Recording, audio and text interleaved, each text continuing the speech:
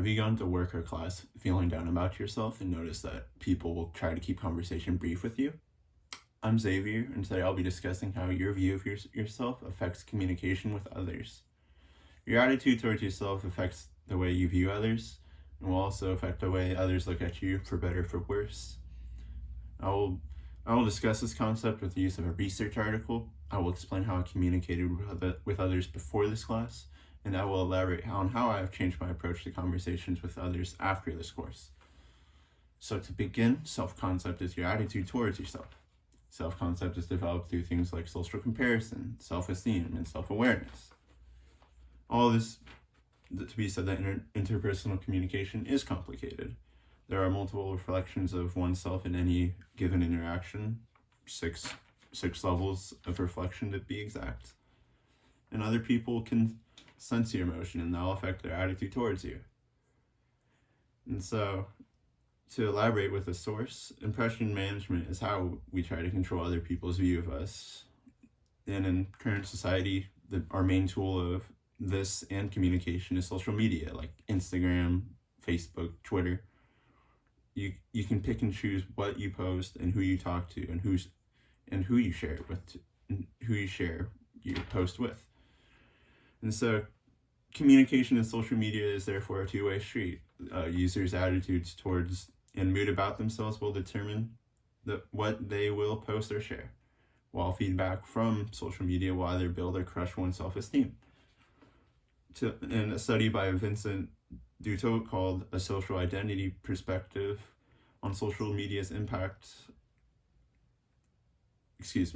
on satisfaction with life, showed that social media has a noticeable effect on self-esteem, mostly negative, which in turn affects communication with others.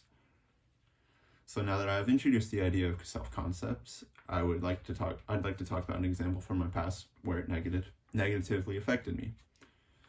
I was always someone who let my emotions define who I was and wore them on my sleeve. Like in high school, I was known as a hothead because I walked around with a glare, trying to be tough. I wasn't actually mad, but I remember trying to approach a peer in class about I think it was a physics assignment, and he reluctantly agreed, but when I tried engaging with him on a personal level, he walled himself off, and I couldn't make a deeper connection. And I made the conclusion that my tough expression gave him the impression that I was mean, and I couldn't make a personal connection with him.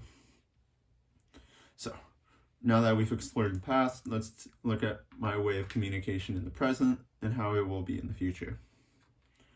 I have become more aware of my impression on others, and I've actively hid my negative emotion when engaging with others since taking this course. About a month ago at Levi's, where I work, I was having a bad day and didn't have that charm that salesmen need to have, and an older lady came in and picked up on that immediately and started pushing my buttons, like commenting about my appearance and my work habits.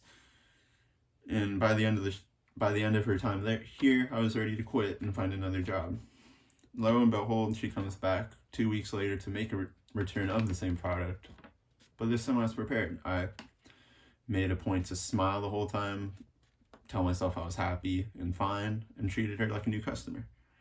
And as a result of this, we were able to have a conversation about her family and about her life, something that I wouldn't have been able to do 4 months ago.